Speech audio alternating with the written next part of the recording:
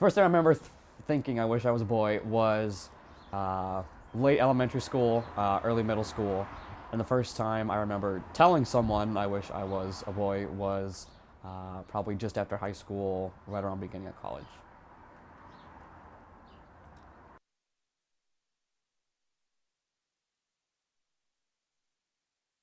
In my gut, I was born as um, a boy. Something just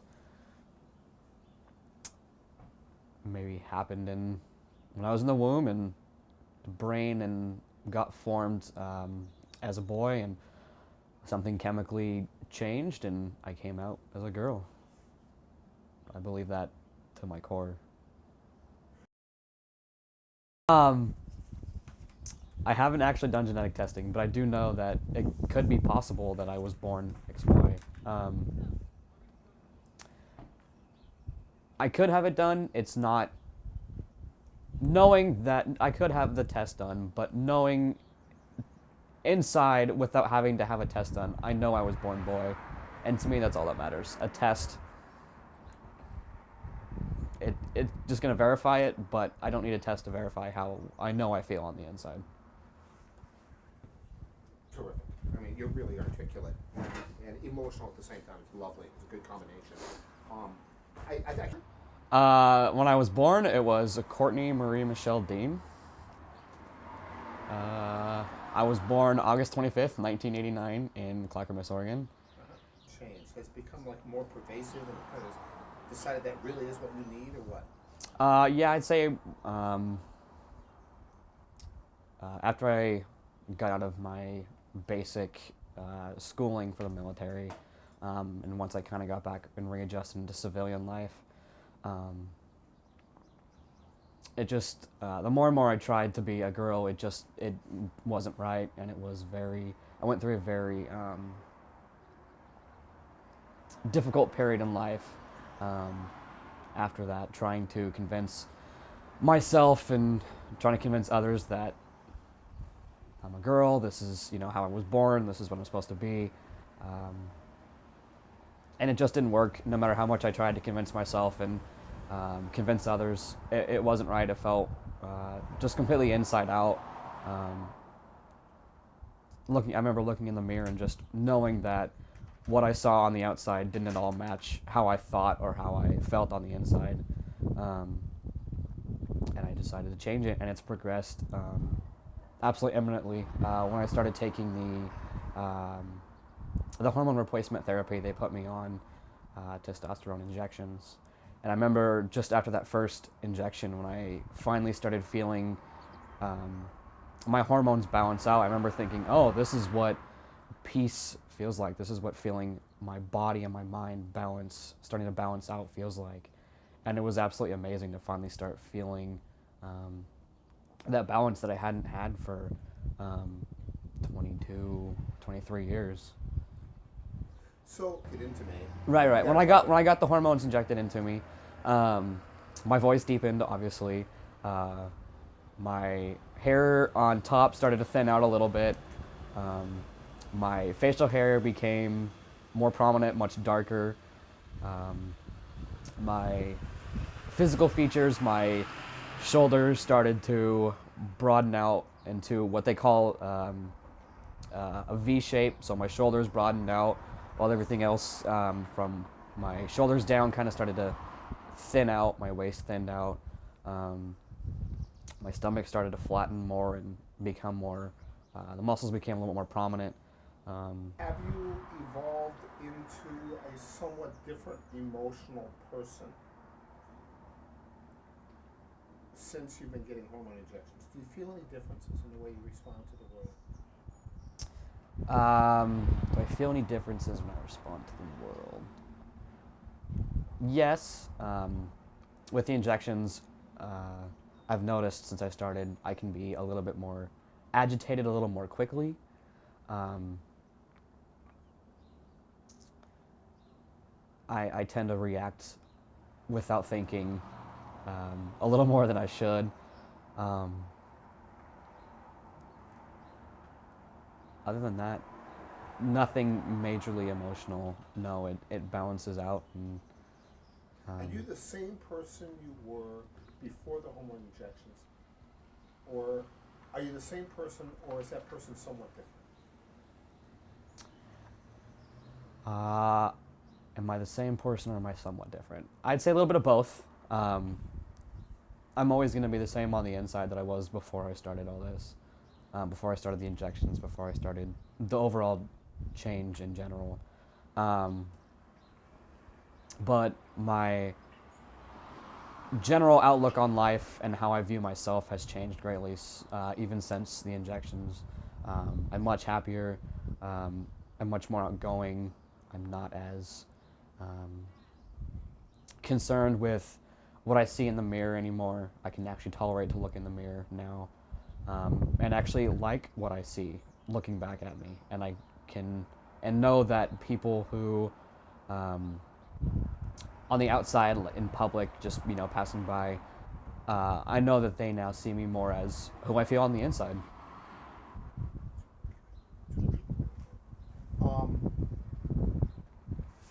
So, The whole walkthrough from starting from the beginning when I first decided was I actually started hormone therapy first.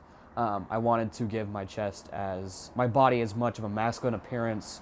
I wanted the muscles to be as healthy and as they could be, to make the masculinization process when they removed the chest as easy as possible. Next, I began looking for a surgeon, and while doing that was going to see a counselor, getting therapy, making sure that this was the right process I was to take. I got the letter of recommendation from my therapist shortly before I found a surgeon. I found my surgeon, met with him, and scheduled the appointment. And now it's all just getting ready and waiting for the actual surgical day. now what about the genital? I imagine that's both expensive and an emotional step. If you would talk about that decision and what your thoughts and plans are in terms of the genital change. My thoughts and plans as far as the genital change. When I first decided that I was officially going to change genders, the top surgery or removal of the chest was a no-brainer. But as far as the bottom surgery or the genital area, I had to do a lot of research on that. And I ultimately decided, based on the research that I had done and just talking with my therapist and my fiance, just that right now I wasn't ready to do that based on medical technology. There's a couple different processes that you can do for the genital that neither one of them just seemed right for me, and I really wasn't comfortable with where technology medically is at right now in order to do that. So I decided to postpone the genital surgery and wait a while until medical technology advanced in that area, and then I would consider that next process. How important to have a penis? Is that part of it? What do you think? To be a complete male. To be a complete male, the genital part is, to me, that's not important. That's not something that just anybody can see. I mean, I can very easily take my shirt off at a swimming pool or at a beach and have no chest, and that's okay. That's a male. I'm not going to drop my shorts and show the world that I do or don't have anything down there. To me, that's not important, and to me, that's not something that I see when I look in the mirror. That's not something that I see every day. So for me, that doesn't classify you as male or female. And there's medical stories every day of, troops overseas that, step on an IED and come home, they have to have that stuff removed. They're still, a male just because they don't have that. So to me, how I see myself isn't based on how I see myself below. It's having the top half of my body match the inside. did a film, gosh, 4 or 5 years ago now in Thailand. And do you know anything? You heard about the lady? Hobbies and joy would definitely be computers or just technology in general. That's what I'm planning on going back to school for. And I love being outdoors, absolutely love being outdoors. Anything, hiking, camping, going to the beach, whatever, I absolutely love it. Sports, volleyball has been my passion since I was a kid and I can remember. And there's nothing to me more thrilling or more of a tension release than being able to go out, and just hit the ball around. I started playing volleyball, oh geez, early elementary school. I can remember being in like 2nd or 3rd grade. My parents put me in this kind of like after school sports league, and I picked the volleyball class because I'd already done soccer, I'd already done basketball. I wanted to try something different, and I picked volleyball. And I remember from the first time I walked in watching watching the older kids and the adults kind of hitting the ball around, I was instantly drawn to that. And as soon as I started actually getting in there and hitting the ball into the net, of course, being in, like 2nd grade, but I never got tired of it. I never wanted to. My parents came to pick me up. I didn't want to get off the court. And that love and that passion and that just pure joy and the stress release that it eventually came to give me. As I went on, I played in middle school, I played a little bit in high school. I did kind of independent around Portland leagues after high school and up till now. And I still never get tired of it. My love for it grows after every time I get on and off that court. From the outside, though, you'll go from being an above-average female player to perhaps a below-average male player. You see what I mean? Yeah, probably a little bit. Tell me about that. Going from an above-average female to a probably slightly below-average male, it's gonna be a little bit difficult. There's definitely gonna be adjusting, but I could be the worst player. I could be the best player. It's just going to be another adjustment, and I'm just going to take it and deal with it as best I can and let my love for the game continue to just drive me no matter what. And when you use volleyball, it's just... I was raised, and my entire family is Christian. That has definitely taken an impact on all of this. My family definitely struggles with that aspect as far as how God views what I'm doing, what the Bible says on what I'm doing. But what I came to realize farther along in the process was I'm not doing this for the religious purpose. I'm doing this for my personal purpose. My religious views don't really have a whole lot to do with this. I'm doing this for my personal internal happiness and for the life that I'm living daily. So I'm a religious person. How do I put this delicately? There are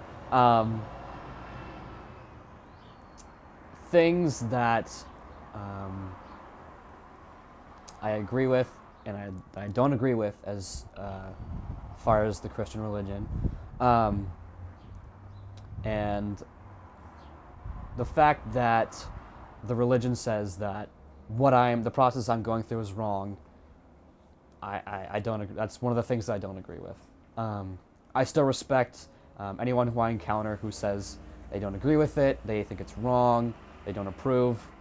I respect that to the highest, because that is what our religion says. But this is not about religion. This is about me making a change that I can live with. And unfortunately, if that means that,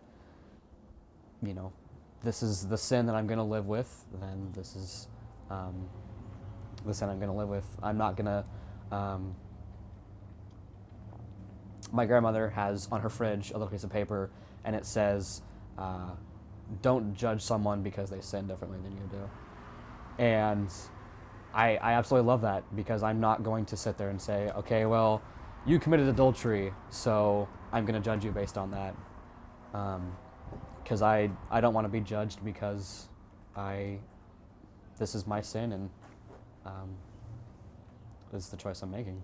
It's very good. It's sort of developed for you. What happened? The dark times for me were probably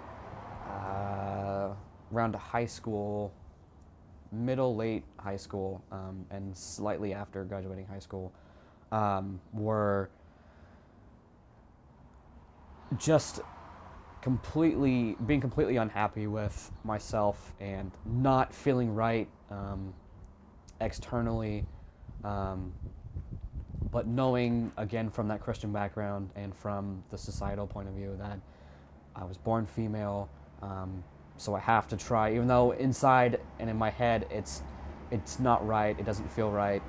I have to try and convince myself, convince society, and the people that were in my life at that time that, okay, this is how I was born, this is just how I'm gonna have to be. And I tried to be a girl and just totally miserable. I was severely depressed. I even going out with my close friends, trying to be that girl. Just I never had a good time. I never wanted to go out, even though I loved being out with my friends. I hated how I had to dress. And just the entire process of being what a girl that age goes through in general, I just absolutely hated it. I did not at all enjoy those years of my life, and just lying to myself was horrible. And there was a point probably probably right around probably about junior year of high school that I got to a point that I didn't think I could do it, and I had seriously considered suicide at one point, and talked to a friend of mine who had gone through a bad experience in her life, not related to gender, and I told her, and she got me through it, and she talked it out and made me realize, this, you can be totally miserable, but it's just not the right path. And got off obviously didn't commit suicide, and that eventually that want disappeared, but still just wound up being miserable, and it finally ended probably right around just after I started college, and realized, I can't fake it anymore. I'm still a girl, but I don't have to sit here and try and convince myself that I have to act like this, I have to dress like this. I can just be myself, and whoever decides they're going to like me for who I really am, then that's who I want in my life. What are you going to miss? When I look at a male or a female, yes, females have always been attractive to me, even at a younger age. Always girls. Guys, not at all? Nope, guys, not at all.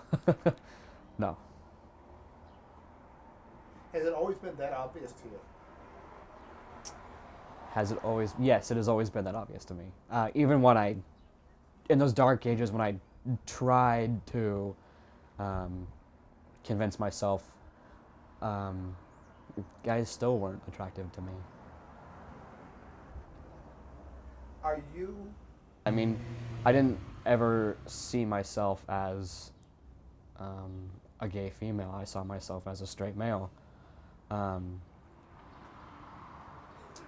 So I never really considered any activities I did, any conversations I had, any people that I affiliated with in that way. It was just the people that I brought into my life were in my life because they loved me for who I was on the inside, not anything for who I was on the outside. What do you do? What gives you joy? The plans are after surgery, and all the healing processes. Once everything is legally changed, eventually gonna get married, and then get a house, have kids, and just finally start living life the way that I feel it was supposed to be lived.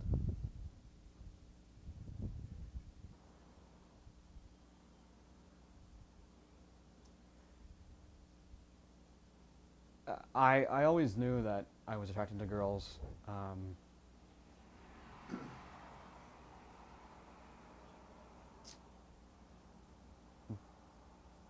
But again, for the fact that trying to convince myself and everybody else that I was a girl,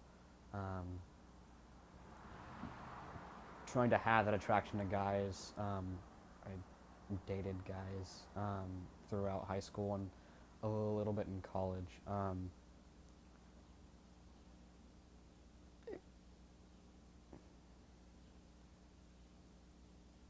It was a little difficult just because there was no real attraction there.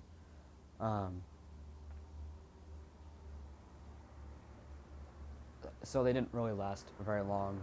And they weren't really anything more than just hanging out like I would just with any other guy friend. That's really about it. So now, In middle school and high school, when you start looking at the other sex or being attracted to a sex, I was attracted to males. We're in a straight relationship, him being a male and me being a female. you're in love with a woman, and what the heck's going on here? So before we started dating, I met Corey or Dean at work, and before I started getting to know him, he was a female. And I was attracted to her at the time, but I was more attracted to the person inside, not the outside appearance. So in the beginning, our relationship was, I guess, female and female. And then him being honest with me and telling me what's going on with himself. Started realizing that we are in a straight relationship, that it is male and female. What? So in the beginning, when he had told me about him wanting to become a male, I was saying she when we were dating.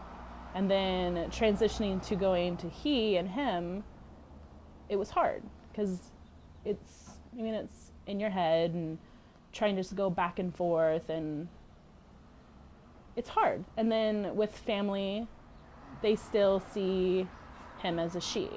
So seeing pronouns he and him around family is sometimes harder because you're kind of like stepping on this kind of a balance of wanting to be appropriate and being proper about it, I guess. It's definitely sometimes hard. I mean, sometimes you do slip up, but it's not on purpose, it's an accident. It's an adjustment. It's an adjustment, yeah. Once I go in the men's room, I actually have a. It's called an STP. It's a stand-up pee device, and it's basically just a neutral skin-colored rubber. I don't know if it's a rubber, but penis with a little rubber tube that goes through the middle, and I go through the rubber. And there's a little like one of those little medicine things that you used to get when you were a kid and you used to take the medicine with. There's the head of that is on the edge of this rubber tube, and I just go to the stall and I go like any other guy would. If the urinals are full, I'll go into the stall and I'll just go like normal. Wow, never. That did not hear that. Did not see that. I thought you would always go to the stall, but you would sometimes go to the urinal. Mm-hmm. Pardon, I'm sorry. No, you're it's being fine. very generous with your and very disclosing, and I appreciate it because it's and I'm learning something here. Good. Why? Why bother with that? Why not just go in the stall? Why bother with this device? I bother with the device because it's still just to get used to it, I suppose, because eventually I will have the genital surgery, and would rather get in the habit of doing it now and getting over that awkward, shy moment of, okay, this is, I don't want to have to hide in the stall every time I have to go to the bathroom. I would rather just be comfortable with, going to the urinal and going to the bathroom, wash my hands, and go out. Fantastic answer. It's really, really good. There's countless times that we'll go to a restaurant and we're ordering, and the waiter will say, "Sir," or "Gentleman," or whatever the male, whatever male pronoun he says, and it's, it more and more often that I see it. I don't think I've been called she or a female out in public like that for a couple months now. It's been quite a while since I last heard that. It's like little victories where you start hearing somebody else say it. So it's like, finally, it's like a relief knowing that they see what we see.